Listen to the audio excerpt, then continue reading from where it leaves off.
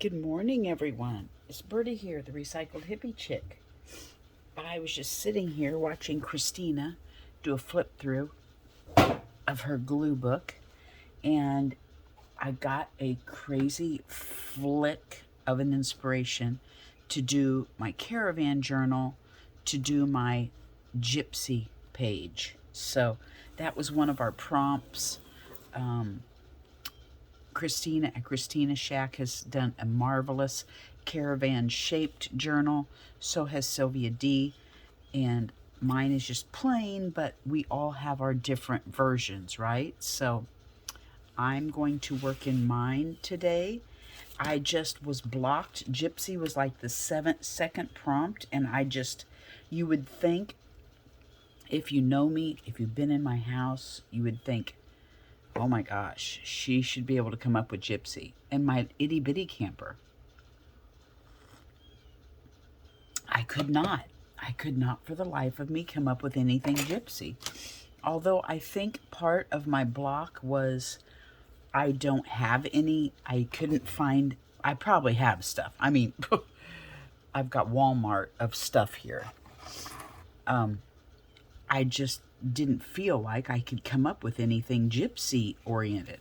But then I saw this laying on the table. This is my little Sagita inspired tag that I did. And I thought, oh, there's a mosquito in here.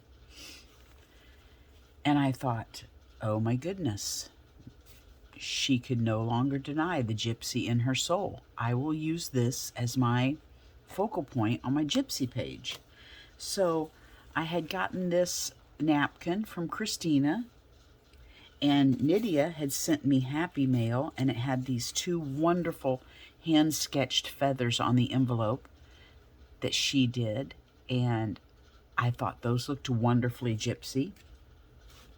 And then I had this like color book page that had these shapes on it, and I was just practicing with watercolor because I'm not familiar with watercolor.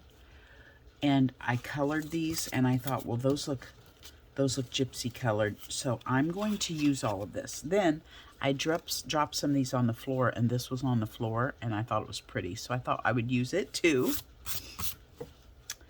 So I thought I would get started on that. I jelly plate because I went through my caravan journal just doing backgrounds one day, and I jelly plated this, and I don't like the white border, so I thought maybe I would just try to fill that in a bit, just to get that color out there. And I don't know, I may cover it all up, I don't know, but at each phase of your work, you have to do what makes you happy.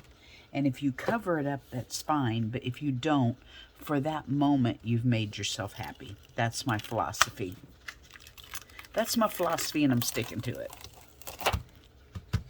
So I thought I would go ahead and just get a little bit of color on here to cover these up.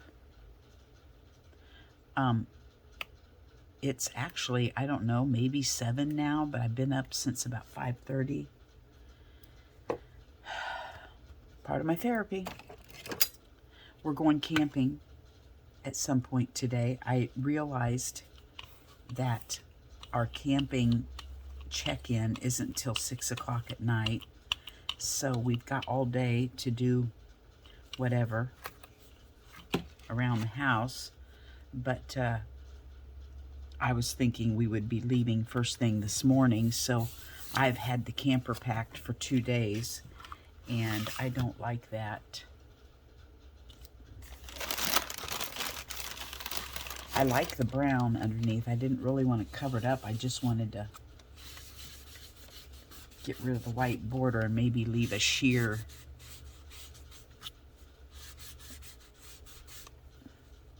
So I've been packed for like 2 days, but I go into this freak out mode anytime we go out of town.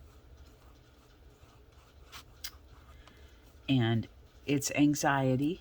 I usually end up with a canker sore in my mouth. worried, first of all, partially because of the husband I live with, who is Tim the Tool Man Taylor / Fred Sanford. And, you know, he's built this school bus, which just extremely makes me nervous. This is the difference between my husband and I, okay? I'm happy with that. The difference between my husband and I is I want everything planned a week in advance, and I want a list of everything, and I want inventory, and I want, if he's going to build something new, I want to have contacted the highway patrol and asked them, have I done everything right? Is everything up to spec? If I were to get pulled over, would I be fine? That's how detailed I am. My husband is, well, let's build it according to my specs and wait till we get pulled over and deal with it then. And if it's not right, then we fix it. No, I have this phobia of policemen. I'm scared to death of them. I don't know why. I don't get pulled over. I am just have this complete and utter fear come over me when I see one, whether I'm doing anything or not. And I'm just afraid that everything Terry has built is going to be, ooh, I just kind of like that the way it is. I'm afraid everything Terry builds is going to be illegal, and he's going to cop an attitude in front of the police like, hey, I've built this and this is great. I don't know. I don't know what would happen.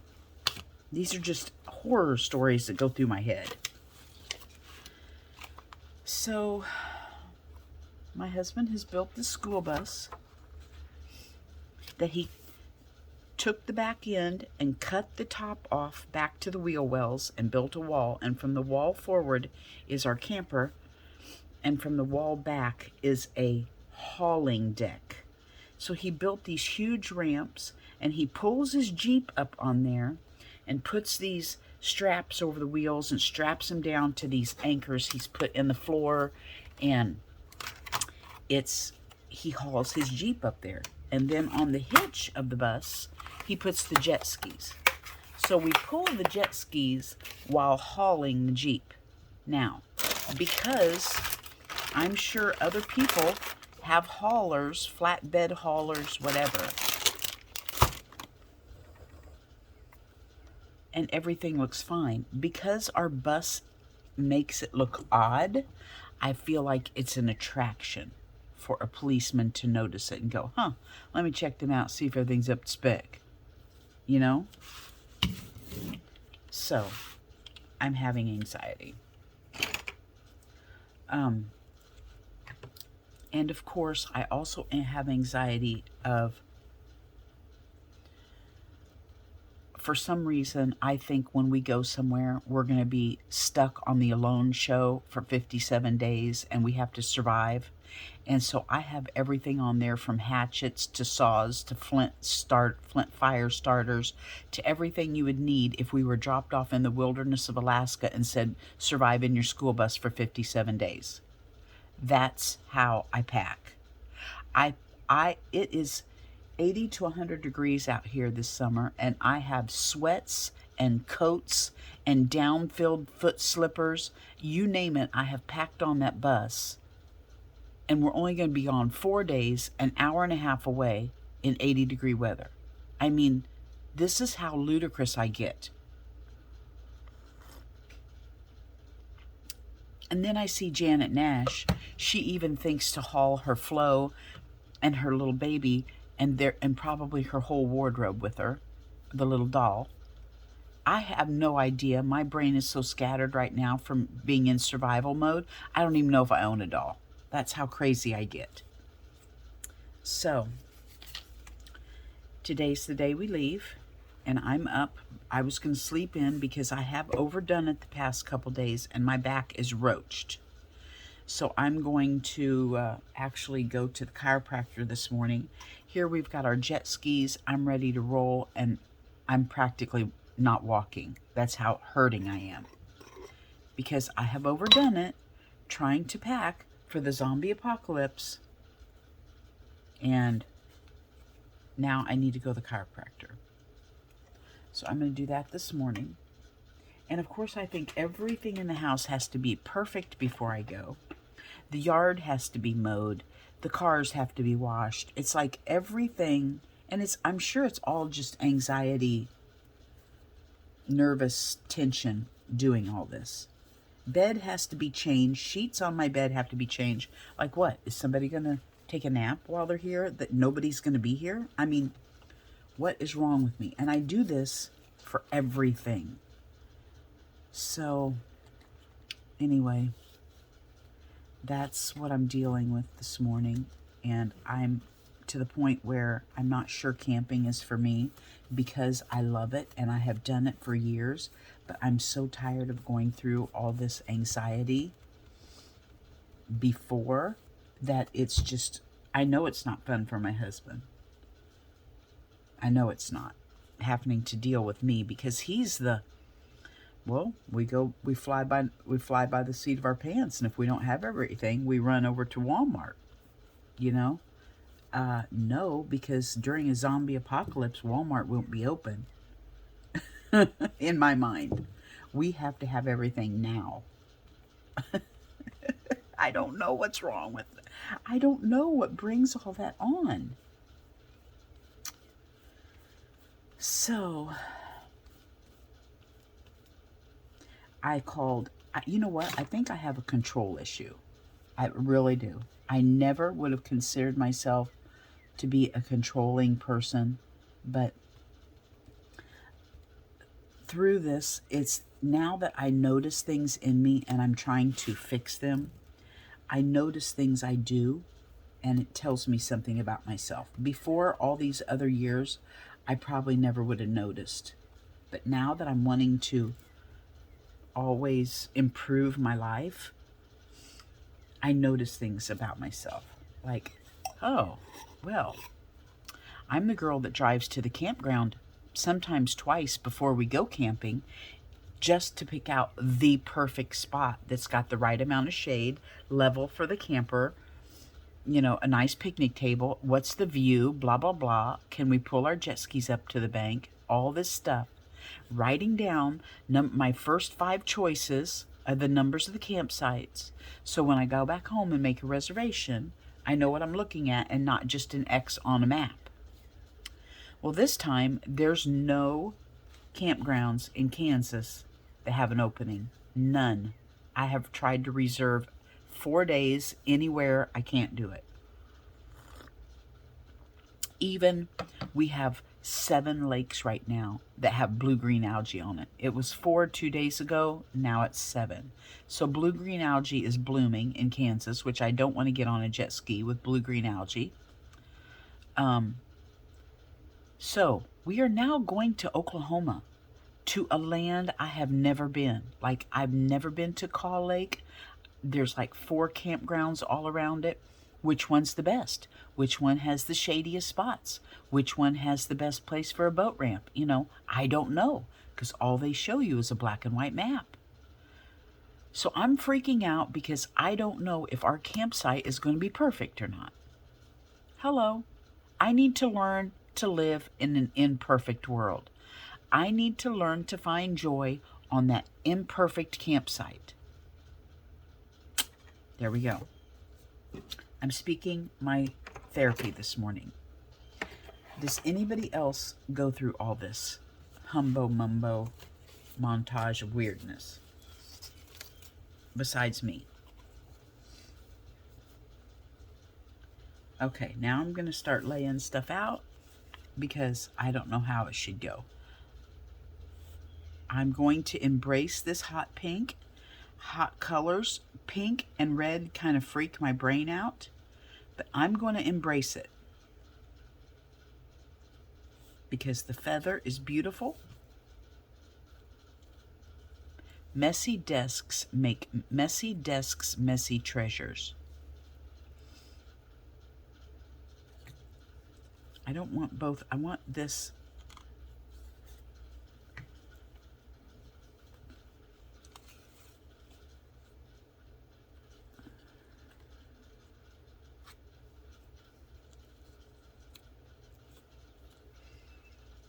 I'll let it stick out because I noticed I need some tabs. Not enough stuff is sticking out and looking raggedy on the outside of my book.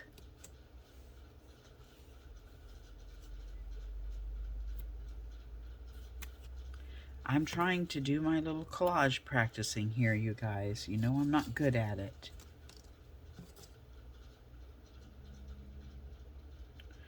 This, I'm only going to attach at the top, so it's just kind of dangling, free-flowing. So I'm not sure that I'm going to have her touching that star.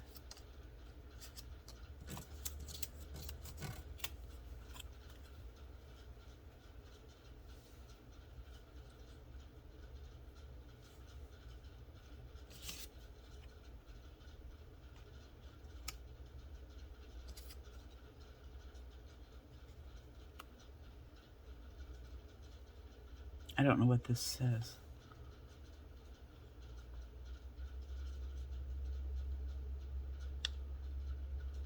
I think it says uniqueness.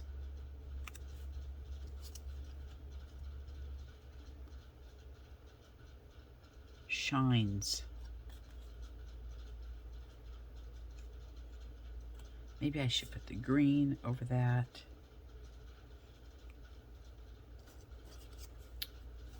And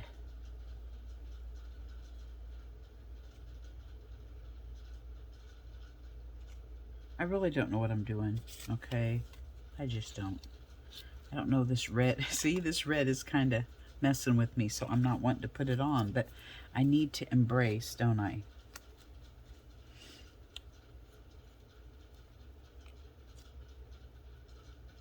Okay, does that look okay? Does that look gypsy at all? Oh, I'm going to go for it and hope it grows on me. That's what I'm going to do. Let's glue it down. Why do I keep losing my Fabri-Tac?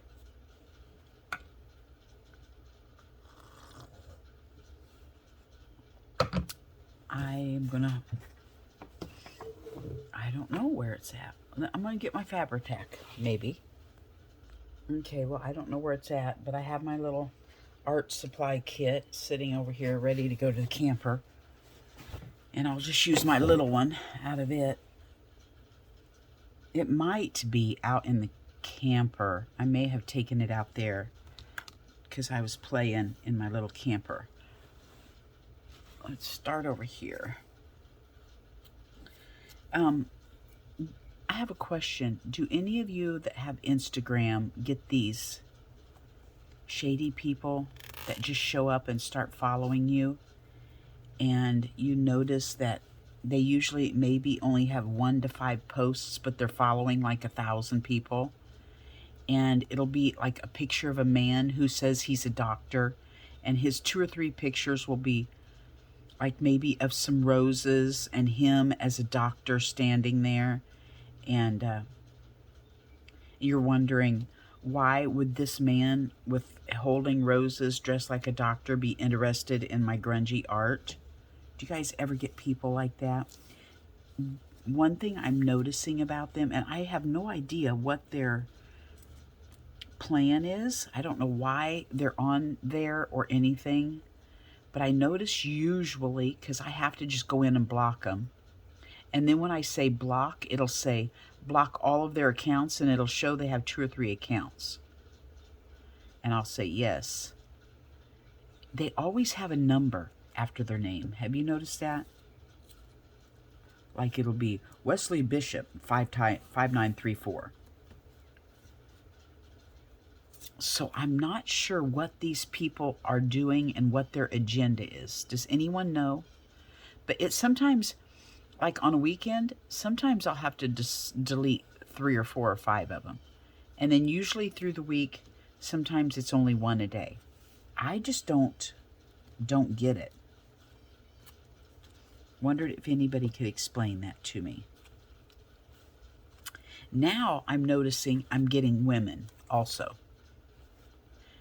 And that's hard. And then sometimes you'll get a woman and you'll think, you know, you don't think anything of it because you think, well, a lot of women like art. Maybe she likes my stuff. But when it only shows maybe a few pictures of her on this fancy beach or whatever, you're like, no, I don't think she's into mixed media art with her looking like a model on the beach. So my other question is, and if any of you out there try to follow me and I block you, it's not for anything personal other than I think you're one of those shady people. Sometimes you'll click over to their account to see what they're all about, and it'll say, this account is private. So you have to ask to be in. I will not ask you. If you're a stranger and your account's private, I will not ask you if I can be a part of your account. I won't do it. So if I see account that I'm questioning that's private, I delete it, whether they're being innocent about it or not. So I feel bad because it may actually be somebody that's wanting to follow my posts or whatever, but because their account's private, I block them. Does any of this make sense to you guys? So if you try to follow me and I block you, it's not because I'm being rude. Please don't think that. Because first of all, why does somebody make their art, if they're putting art out on a page, why would they make their site private? Don't you want to share your art with people? So, I don't know. Private accounts make me nervous.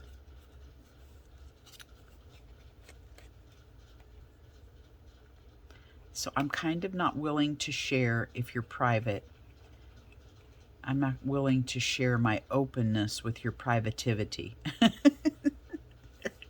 I'm guessing someone would only be private if it was like wanting their family and they're showing pictures of their grandkids all the time and they don't want the world to see it or whatever. I'm thinking then they would put that private so that only their family could enjoy it with them. Oh, also, I have an update on my turtle. You know, I prayed. You know, it's been 6 days since I turned Zero loose. Well, I didn't turn her loose. She decided to go on her own. She was already loose and free. She just decided to hang out, you know, around where I was feeding her for another week. And then when I was out on the back porch, here she comes trooping across the backyard. It took her forever. It took her 2 hours to get the length of our house. And then she rounded the north side of our house, and then I didn't see her again. I was going to keep an eye on her that day because she's really slow. But then I didn't see her anymore, so I worried. Is she okay? Because, you know, I'd been feeding her. I'd been catching grasshoppers and buying night crawlers, and I had been her sole source of food for the past 2 weeks. And then when she took off, I didn't know if she'd be able to catch things on her own because she's still debilitated, and I wasn't sure she could fend for herself. So, all these days, 5 or 6 days now, I have been a nervous wreck wondering, is she okay? And yesterday, day before yesterday, I asked God, I trust that you're taking care of the turtle. You built the turtle. You know what it needs. Don't let me be controlling and try to take over your job with the turtle. But if it was your will, would you please show her to me so I will stop worrying about her? Well, last night we were getting ready to go out to eat, and my husband comes in and says, come here, I have a surprise for you. And I went outside, and he had saw Zero over by the propane tank here in the front yard, which is the one, you know, that her foot was amputated or ripped off, and I had been nursing her back to health. So, praise the Lord, she was fine. You could tell I knew, I had looked back yesterday in my pictures. I knew she was a front yard dweller because my pictures for the last 2 years have shown her, you know, when I see one of my turtles, I take a picture of it, and then I put in my little documenting book where I saw them in the yard. Just for documentation, something fun I do. Well, every time I had seen her, she's a front yard dweller. So she just went back to the land that she knew and was familiar with. And I ran in the house and got her a night crawler and took it out to her. And she ate it down, scarfed it down. So I'm hoping she's eating well.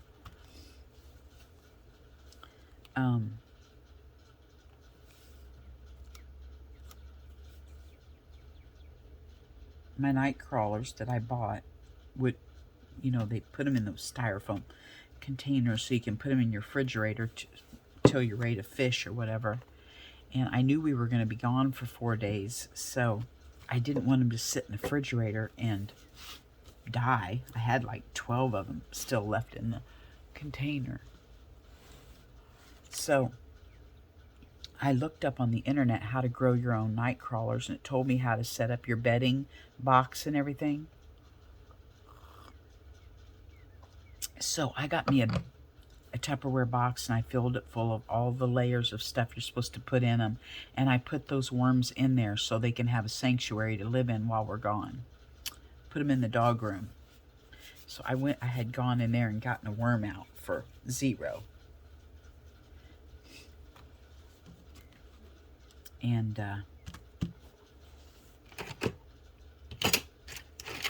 I feel good that my worms are going to be happy and maybe reproduce and have babies, and I can grow my own food for the turtles.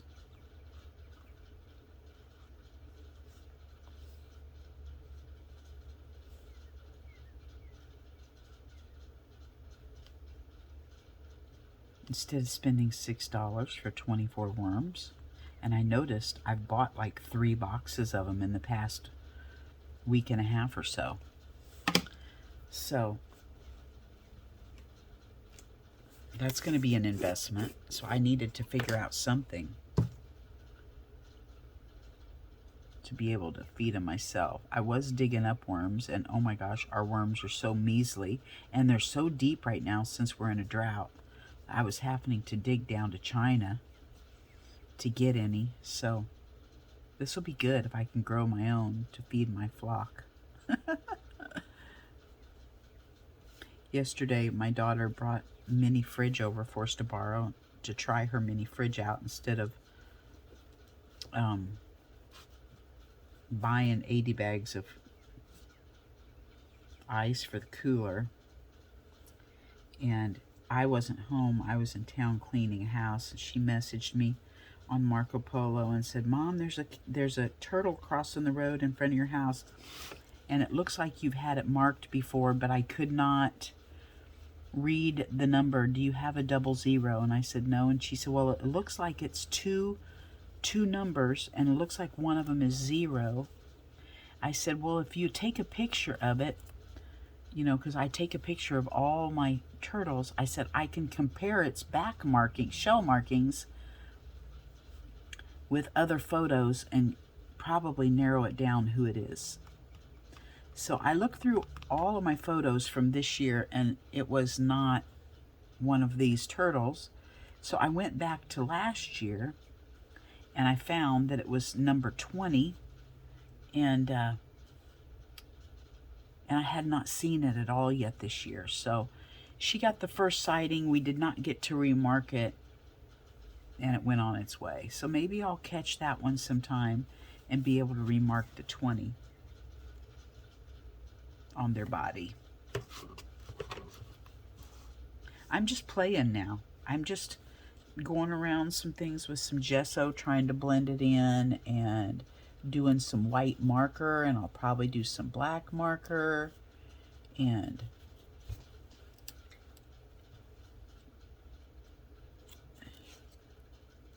just stuff like that. That's what I'm doing. No rhyme or reason. I have no clue.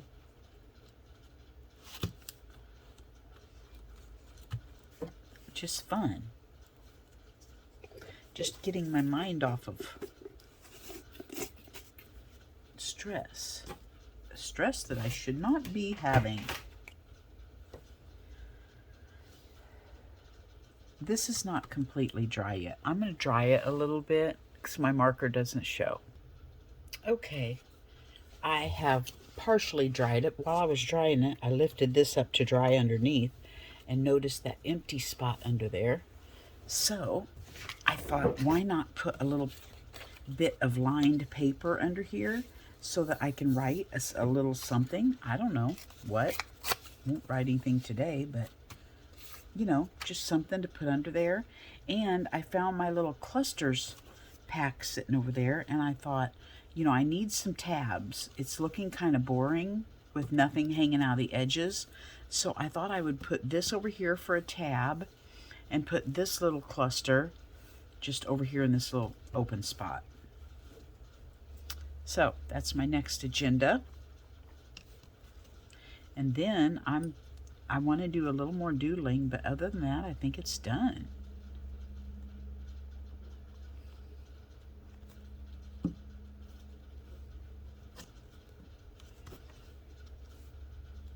There's that one.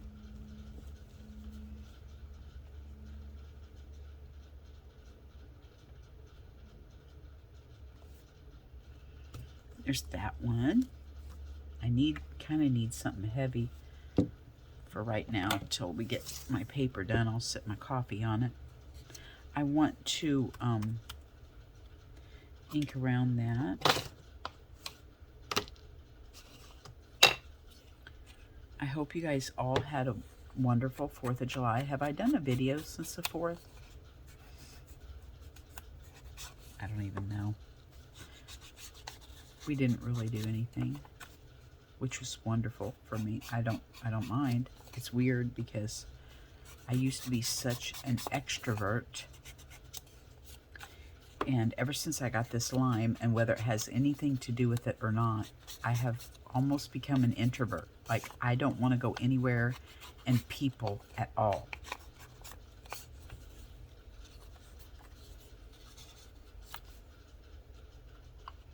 I mean, when I had my tea room, I had 80 million elderly women come in there all the time, and I would want to go out and mingle and sit at the table with them. And sometimes they'd stay after I closed, and we'd play dominoes or cards or whatever. Some of the older ladies would stay, and it was just such a fun time in my life. And now I don't want to see anybody. Isn't that terrible? I was the life of the party at the nursing home when my parents were both up there. I'd go every Friday, and I would do bingo with them, and I would walk around and help everybody and sit by them and laugh and giggle and poke jokes at them, and it's just all gone. Why am I not still going to them? Well, COVID came and I had to quit because I couldn't go in anymore. I did keep going for a while after my parents passed, but then COVID hit and I wasn't able to go in. And now that you're able to go back in, I just haven't gone back. Okay, now let's see here. I think this will grow on me. I really do. I think the more I look at it, the more I will like it.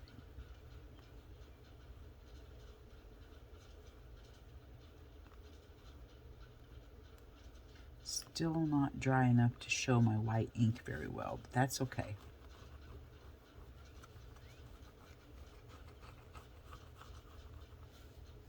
Just wanting to get some texture.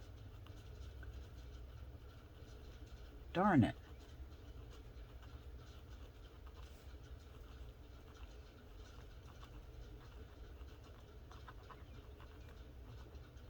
Also, you guys, I'm terrible about commenting all the time. And I'm not doing this for, you know, to make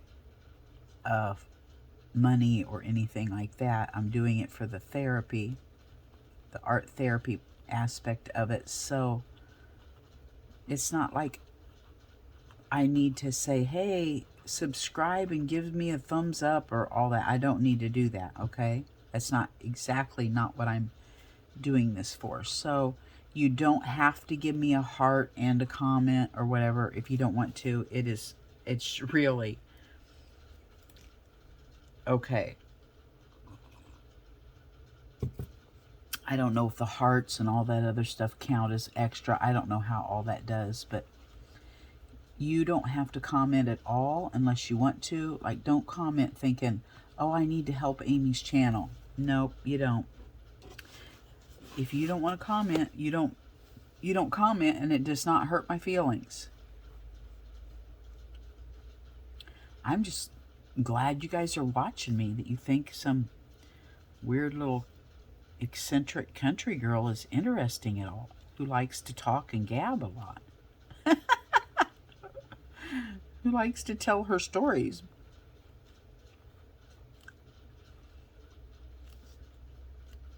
Okay, I'm happy.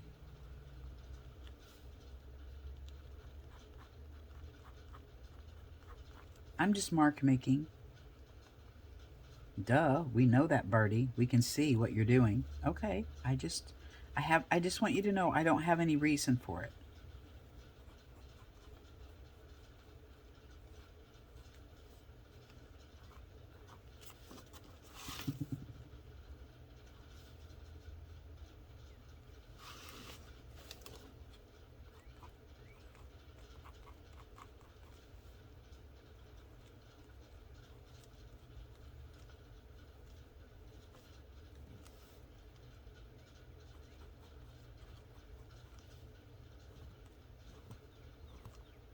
There we go. What do you think? Whoops. A little tab's falling off. I may have to staple it. Okay. This is our gypsy page in our vintage caravan journal. This is a little close to that, but I'm not going to let it bother me. Okay? Can you see that? Okay, I'm trying to hold it so the glare is not on there.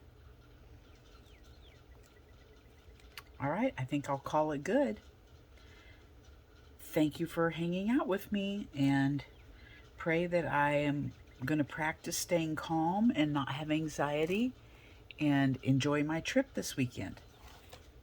Bye-bye from Birdie.